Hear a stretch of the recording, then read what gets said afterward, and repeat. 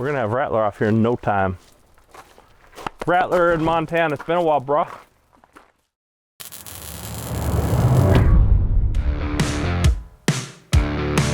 For people that don't know what Ratt'ler is or who Ratt'ler is, I invite you to go back and watch some of our previous videos. We got some pretty cool videos on the build of it, on the build project, and then you got a cool reveal video, and you see it in several of our other videos. Quinton, come see me. I'll give you $50 so you can get a shirt. I don't understand why you wipe snot on your sleeve and you come and do an interview. I'll buy you a shirt, bro. I mean, this is embarrassing. Don't you agree? Yeah. Did you notice? No. Look at it. But essentially, what it was is a 1990 Chevy Suburban 2500 that we had bought from Arizona with the intention to just make it a cool local vehicle that we were going to take to Montana eventually when that time came, which time came now. It was a 1990 vehicle, so it was pretty plain, but we did a lot of work to it. It looks really cool. On this trip, we decided to take Ratt'ler with us and kind of put him to his final home there. And so somehow along the way, I guess Ratt'ler just decided to give us a couple problems. Ratt'ler did not, I can't say this firm enough, did not want to go back to Montana. Like I said, if you know what Ratt'ler is, you'll understand Ratt'ler in this video. If you haven't, please go back and watch the videos. They're really cool videos, so you can get an idea of what Ratt'ler is. But yeah, let's watch here. Get my big ass up here like I'm on the edge of a cliff. I'm on the edge of the trailer, holding on to Ratt'ler. I've got no foot space. I got like that much that my feet can like hang on to, and I'm a big guy, so it's obviously going to be easier for somebody like Cassie. I'm about to put the key in the lock to open it. Son of a... I ain't doing it. And I dropped the key. And of course, if you're somebody as nimble as Cassie, this is no problem. You just bend over and you get the key. Could you just bent over and got the key? I could have. I don't think I could. Sucks to suck, Quinton. You see, you know what the difference between me and what would I have done? I said, hey, Cassie, get the keys. No, I wouldn't have dropped the key. Or maybe, how about this? Yeah, I would have like maybe unlocked and kind of opened the door before I got up on the trailer. Why didn't Quinton, I think, was trying to put on a show. Why didn't he just get up on the trailer from the other end? You gonna start? Yeah, she'll start. I don't even know why he asked that. Of course it's going to start. Except for my trip from Phoenix to Denver. Ratt'ler had one time he had a starting issue, okay? Fuel pump needed to be replaced. But beyond that, Ratt'ler's never had a starting issue. It always starts. It always starts. You gonna tell me how much I go forward? Yeah, you gotta go forward a little bit. Well, I need to know how much I can go forward. You got enough? Hold on. Those ramps have to fold open. Ratt'ler's tall, but one of those ramps just can't quite clear, so I have to make sure I'm far enough forward so the ramps can flip up. He says I got plenty of space. Oh, you sack of shit. It seems to me like he just called me a sack of shit. I was not talking to Shane. I was looking out in front of me and I noticed the chip in the windshield. Guess what? You believe that? Brand new window. Shane must have, I guess he was back there by the exhaust, and he's got terrible eyesight, terrible hearing. Poor old man. What the hell? I challenge accepted. Either one of those things is on. You set up the test, any test you want to do, and we'll find out. We'll find out, Mr. Four Eyes. No glasses, no contacts. They're gonna give you a little box with little lettering. Dude, as long as I have light, I can kind of figure it out. I can't read that.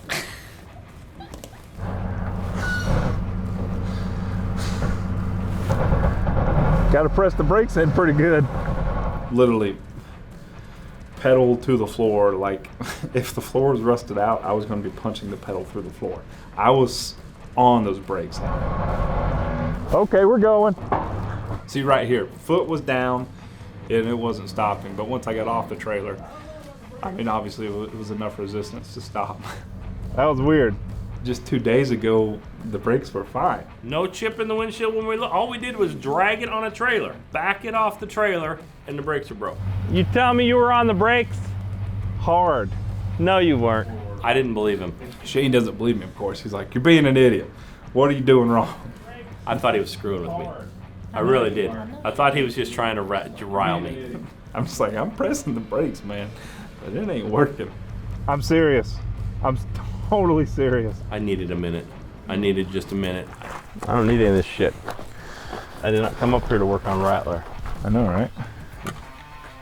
I think this is rude. We towed your ass all the way down here. What, you know, what more does it want? All he had to do is sit on the trailer. That to me is Ratt'ler saying, I don't want to be here. I think it wanted to stay in Florida. So front has got plenty of that, back doesn't though. I mean, it's possible that you had enough hopping going on back there, but I just don't believe that. I mean, you had less. Is it low or is it empty? It just looked low. I could still see some. Yeah, it was just low. I mean, it still had fluid in it. Still had enough to operate. No, it's empty actually. So he lied to me. Apparently it was empty. I apologize. So yeah, we need to fill that, and then we're gonna have to do that and then bleed the brakes tomorrow morning. What you seen there was the first evening that we got there. We pulled up, I don't remember what time, maybe 7 o'clock maybe. No, we pulled in at like midnight, but Quinton wanted to go play with his grandpa's tractor. So in the middle of the night, we had to go and unload the whole trailer so that he could go drive his grandpa's tractor. Kept us up all night long. We've been driving all this distance, but he wanted to go play with his tractor. And we decided to get a head start for the next day. Go ahead and get Ratt'ler off the trailer, and then that's when we discovered the problem. And so we decided to make it tomorrow's problem because it was late and we were tired. So yeah, this is the next day. I see no signs of any oil down here, Quinton. I wish I did. Me too. You got it full? Yeah, almost. Hang on. He's like, for future reference. They're 5/16. I won't remember that. Why would I remember that? What a jackass. You young kids are supposed to remember stuff. All right, hold on a second. I didn't get no air yet, but it'll be somewhere at the beginning. We're gonna pump a bit out. Okay, go ahead. Holding. She's holding. And we tried to bleed the brakes a few times there, but no progress was being made. It was still just that spongy pedal that would just go all the way down, and then you would, at the very end, you would get a little resistance. We just kept bleeding the brakes, bleeding the brakes, bleeding the brakes, and we weren't getting any air out of it. We weren't running out of fluid. It's just, they just weren't working right, obviously. Once we get Ratt'ler up to Cousin Ed's garage up there, I go to pick up the ISO board, those 4x8 foam sheets of insulation. He got way too many of them. Didn't he? Yeah. I mean, we left us back there working, and he went and got way too many of those sheets. And we had to handle all those sheets twice. Yep. While I do that, Shane and Cassie stay back to replace the master cylinder on Ratt'ler. Glad oil's not coming out of that because I'm having problems getting this one in. Just like tighten the hell out of them, but don't strip them. They're plastic, Okay. but don't strip them. Don't strip them. Old school car stuff, right? When you get a master cylinder, it's just like the rest of the brake system. Like, separate the brake system. Bottom line, the way hydraulics works is you have a pump, and it pumps the oil into something that will receive it, some sort of a cylinder, right? So if you have a hydraulic cylinder and you open the valve, it pushes the cylinder out. You let the pressure come away, the cylinder can come back in. That's how brakes work, right? Well, just like if you put air in the middle of that and you step on it, what happens? It just goes in, but nothing gets pushed out. Because the fluid just comes together and it takes the air up. So it's not going to start pushing something until the air is, So you have to get all that out of the brake lines, and that's what we were doing. We had no brakes, so I was checking to make sure that for some reason we didn't get air in our lines, and we did establish that we didn't. Well, the master cylinder has its own little mini version of all that going on. It won't pump properly if it has air in it. So in essence, you have to basically bleed the master cylinder, but it's kind of priming it pump. There's a process that you follow, and it's not easy because the master cylinders, with your foot pedal, yeah, it's easy to press, especially with that assist from the vacuum there. But on a vise with a screwdriver, pushing on that thing pushes pretty hard. You do 5 pumps like maybe 10 times, and you kind of press it in, and the air bubbles will come up. You let it out, press it in, and the air bubbles come up. You do that like 5 or 10 times, and you're probably good. It said 4 or 5 times, and that the bubbles would stop coming. And they never stopped coming. The bubbles just kept coming and coming and coming and coming. It says.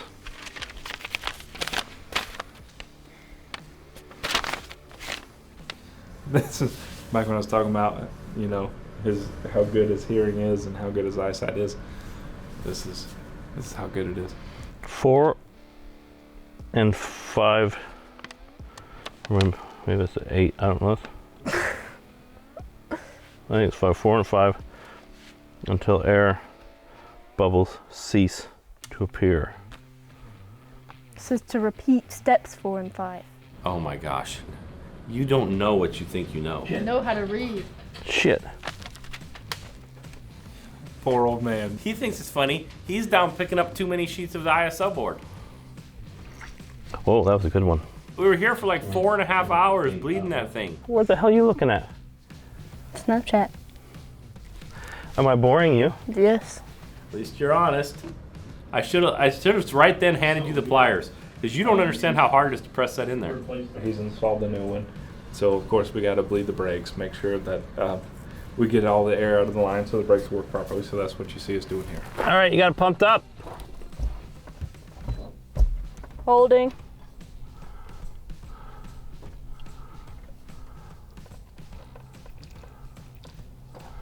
All right, pump it. What was your part of bleeding the brakes? So what you do is you take your foot and it's kind of like a stepping motion, and you just do it like 5 times. Then you just say, okay, I'm holding it.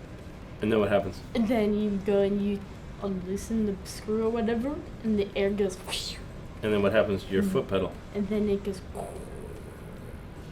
And then what do you do? And then you say pump it after you close it. That's right. You don't move until I say to. Yes. And then he says to, and then I do it again. Okay. Quinton, fill it. I'm gonna do 4 more on this side, then go to the other side. They're still a little creamy color. Is the pedal feeling any different, Kiss? A little bit, not a whole lot. They lie. They don't give you straight answers. I think I answered honestly. When you feel it pump, does it pump up? Yeah. And then does it go down at all? Yeah, a little bit, just not all the way. But it's different than it was when we started back here. Yes. Yeah, that's because you before you were just pumping it up and you were just putting air pressure in there, so you weren't feeling it going down. Now you're coming up against fluid. And we got most of the air out of the whole system going this way, so the next side might not even have any. Rattler, look at that coming down the road right there. You tell me that don't look badass, right?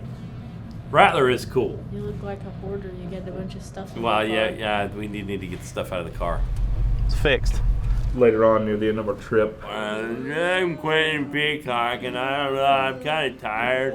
we were going near Phillipsburg, Montana, to take a 4-wheeler ride with Cousin Ed and some of his family and friends. We decided to take Rattler that morning, and just as we were nearing their house, we turned off the highway onto a road that goes to their house. And when we took that turn, we slowed down, took that turn, and we went to accelerate again. The transmission began to slip. So it's a new transmission. I mean, we installed back when we were working on Rattler, so I do believe it's still in warranty, so we are working on getting a new one or whatever's needed. So yeah, Rattler also had some transmission issues at the end of the trip. We actually got good news on them today. We finally got approval for the warranty of our transmission. Monster transmissions suck. Do not buy a transmission from Monster Transmissions. If you want to call me, I'll explain why. They are a horrible company. Horrible.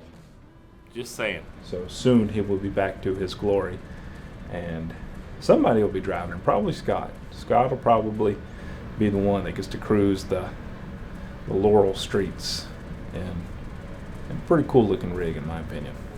Ed seems to be excited about test driving Rattler. He called me yesterday, and I think he's getting a lot of comments on it sitting out in front of his shop. And so, yeah, he's telling me that he needs to get this thing up and running and take it out for a real test drive. So I think Ed actually wants to go doing some cruising with Rattler.